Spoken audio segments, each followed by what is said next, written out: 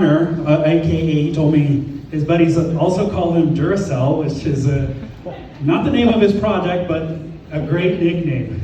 So with that, let's do a warm welcome to Bobby with TVMS. Thank you, sir. So tough acts to follow. I'm really honored to be a part of this presentation tonight, be on the same stage with these guys. They're awesome. And I really appreciate all of you coming out to support us tonight. I represent TVMS. I'm the co-founder and the director of this organization. As you can see, we exist to enhance work-life balance amongst first responders and healthcare professionals. And a quick synopsis of me: I've been a healthcare provider for 20 years. I was a combat medic, a hospital corpsman, an ICU nurse, a flight nurse, and an ED nurse before I went into management, as manifested by this. And so I run the gamut of healthcare and had a lot of experiences. And for just a moment, I want you guys to close your eyes, and I want you to picture when someone says firefighter or first responder, I want you to get a picture in your head, okay? And then open your eyes and tell me if it matches that. Okay, full disclosure, I left it in low quality because I invite you all tonight, if you wonder why, Google hunky firefighters in high def and tell me what you get. So for a lot of people, that's the image. For some people, that's the image. Hey, great, good for you, good for you. And some of the guys look like that, actually, some of the gals. But for other people, this is the reality, right? So we're gonna bring it back a little bit. First responders' life is very difficult. They deal with a lot of things on a daily basis, including everything that you see on those slides. And all these facts are not so happy facts, but they're all true. And I really want you, as you get to the bottom of the slide, to focus on that last one. So 1 in 10 first responders practice healthy eating, and 1 in 20 actually make fitness a part of their lifestyle.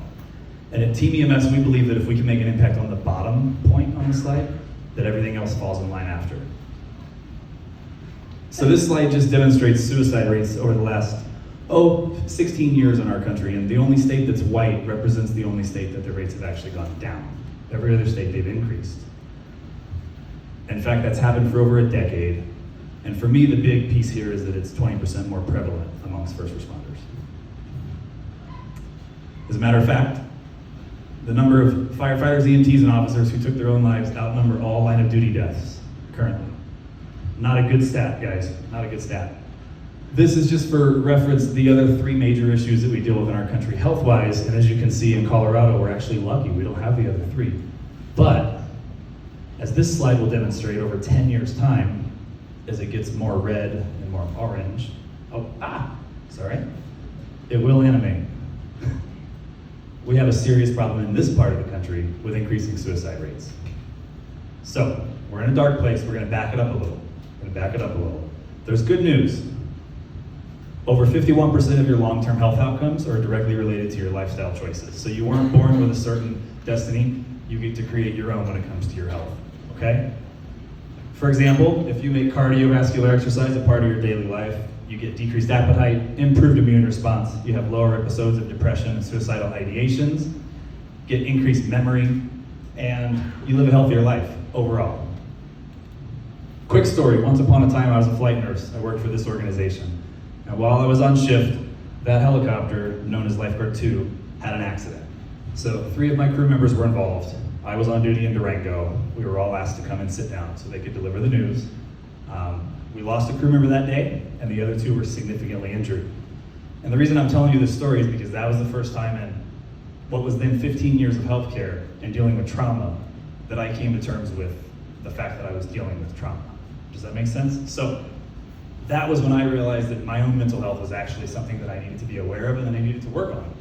So it started with me kind of getting out of my own dark places, and then I discovered that I had buddies that were in my same field that were dealing with the same things. So we owned it, we put a name to it, we discovered kind of the common thread that kept us happy, that kept us out of the dark places, and for us that was mountain biking, trail running, climbing for some of them, a variety of outdoor sports, but primarily for my buddies and I, we focused on the mountain bike. So we identified our own at-risk group, and we found some ways to kind of mitigate that risk amongst ourselves. And the more we chatted, the more we realized that we should probably spread this to other people, right? So this is John. His job in the cath lab rad. If you're having a heart attack, they take care of you really, really quickly. On a good day, they save your life. On a bad day, John has to deal with the fact that they didn't, right? So for John, he likes to go racing on his mountain bike because it gives him goals, it gives him some accountability, and there's some camaraderie and some community, right, associated with being out there with 500 of your closest buddies, and everybody's trying to have a good time racing each other. So in 2017, we formed an official team, an outreach group, and we competed in these events, and we had 7 podium placements and 10 participations, so that was pretty good for the first year. The second season, we had 10 podium placements, and we participated in another 15 races, and we're not really focused on the competition and the winning, we're focused on the participation. The winning is nice too, right? But we just want to get people outdoors, we want to get them competing because it gives them a goal. It gives them something to look forward to the next day, and it gives them some motivation. So in 2019, we decided that we were going to go past the racing and kind of really focus on the outreach. So we hosted a day at Mercy Regional in Durango, and that consisted of resilience training, which is kind of that slide you can see on the left. We talked about yoga, stretching, healthy eating. We introduced these people, these healthcare professionals, to their local mental health resources. We talked about the existing resources, such as EAP, which is, for those of you that don't work in hospitals, that's your employee assistance program. Awesome resource. But when you come to a counselor or a therapist and you say, I was on this call and these guys were bloody and we were doing all these crazy things, the therapist that's supposed to help you stops and says, I don't even know what that means. Can you tell me what that means before I can even put myself in your shoes, right? So there's some benefit to your peers who understand what you're going through, being the person that you're calling at 3 in the morning when you have a problem, right? And so that's what we kind of talk about in these events. And in the slide below, that's the summary of our afternoon. We had a demo fleet brought in from our sponsoring bike shop in Durango, and everybody was placed on a mountain bike and given a helmet, and we took them out for 2 or 3 hours and showed them how to ride a bike. So we kind of broke down the barriers to the sports. We gave them a safe space to talk about their feelings, really, and their mental health. And in fact, the gentleman scratching his neck, the bald guy, this week of this presentation, Paul, he's an ER nurse. He was actually building a curriculum for the local bike shop so that we could teach the staff members how to approach an injured person in the backcountry to kind of raise the awareness and also the safety of our trails in Durango to the non-medical professionals. So just in this slide alone, we have a pediatric ICU nurse, an ED nurse, we have another ED nurse, we have a physician's assistant, we have a ER doctor, we have a Flight for Life pilot, 2 paramedics, and an EMT. So we reached 40 people that day in the hospital. We provided breakfast, lunch, lectures all day. We took them on a bike ride and we gave them access to all their resources. This was just one of the shots of the groups heading off to go on a bike ride. And again, just kind of building a community, right? So one example of our group rides, if this actually, here we go. What are they saying, overalls got it done? Easy. Easy, killer, nice. Okay, Yeah. So that's Paul, the same guy that was working on the education piece a week before. This week, he and I also, we took care of a very sick pediatric patient. There were some very unfortunate circumstances around that patient. And Paul was asked to be a victim's advocate, which means that as a nurse, you have to prepare a statement and go to court and testify on behalf of the patient. So this was not a good situation. Paul was in a dark place. And these group rides that we took him on every single day for a week literally kept Paul out of the bottle. You follow? So it's very important stuff. And when I showed Paul the slideshow, he specifically asked me if I'd tell that story because it's that important to him. And as a result of being on the team, he has now just taken his first peer support class at the hospital so he can be one of those crisis therapists himself. So that's pretty cool, kind of coming full circle. This gentleman on the right is less than 30 years old, and when he goes to work, he flies an aircraft for Flight for Life, and there are 4 lives in the back that he's responsible for, and we land in Salida, Buena Vista, all these places that have very steep approaches in the middle of winter, and everyone in the back is super sick. He's 28 years old. So this guy has a lot of weight on his shoulders, so we take him on group rides, and he gets to kind of offload all that stress. This is David. David's a paramedic in the area, and in the left photo, David weighed almost 375 pounds. So at some point in David's life, he recognized that that wasn't how he wanted to live. So he made fitness and exercise and healthy eating a part of his life, He lost over 100 pounds and he finished his first Ironman this year. And he's one of our more active members on the team.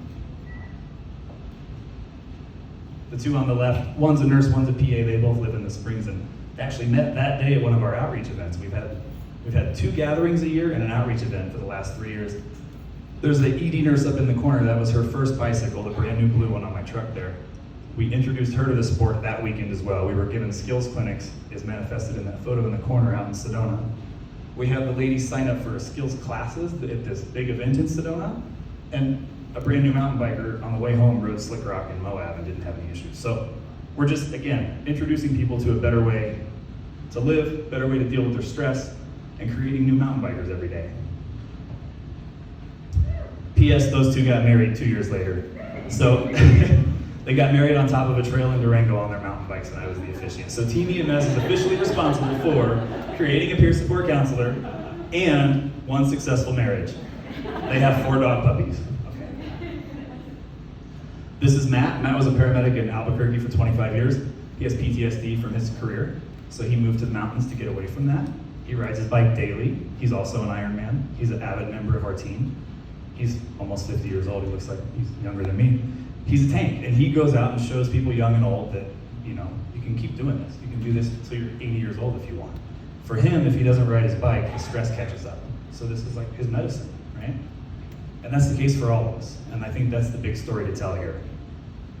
We all get something out of Team EMS, and I think for most of us, it's that we can combine our own version of therapy with people that understand what we do, and they understand where we're coming from, right? And so, this was interesting. As I was creating this presentation, I went to the CDC website and I asked the CDC, what are the 7 ways to prevent suicide? And they gave me that list.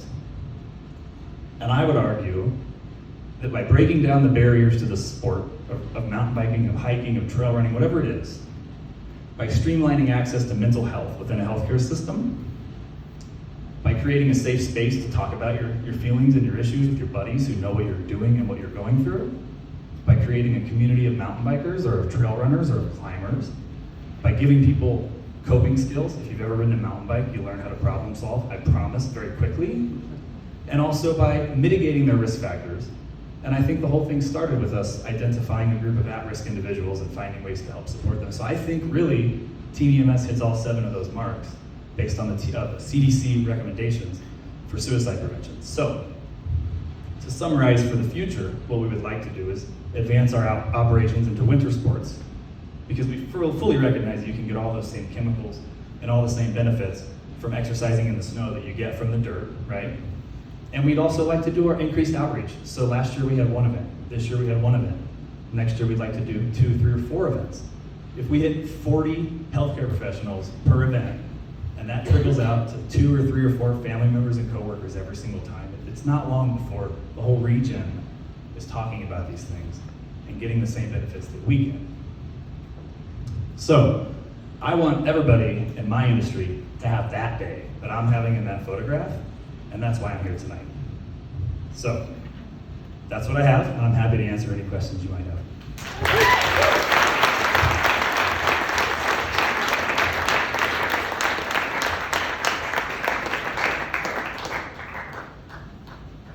All right. Bobby, you talked about the sense of community that you're creating, and I know you're new to the area. You relocated here from Durango. Is that right? Yeah. And what kind of projects or activities have you started in this area? So I just moved here from Durango, but we have members in the team that live in Boulder, in Denver, in the Colorado Springs area. We actually have 1 member in Pueblo. So they've already been here, and what we're doing in the Front Range now, and like in the springtime, we'll throw out offers, real casual offers to various EMS agencies and hospitals to just go on group rides. People that haven't ridden much lately or that maybe aren't so confident in their skills, we'll just take them out on a trail. Also, obviously, so this outreach model that we applied in Durango, we'd like to apply here. So I work for one of the local hospital organizations. I'd love it if we went to every single one of their outfits in the next year and talked to their providers, as well as the fire departments and various search and rescue groups. So, one at a time, we'll identify a location and an audience, and we'll go and have an outreach event.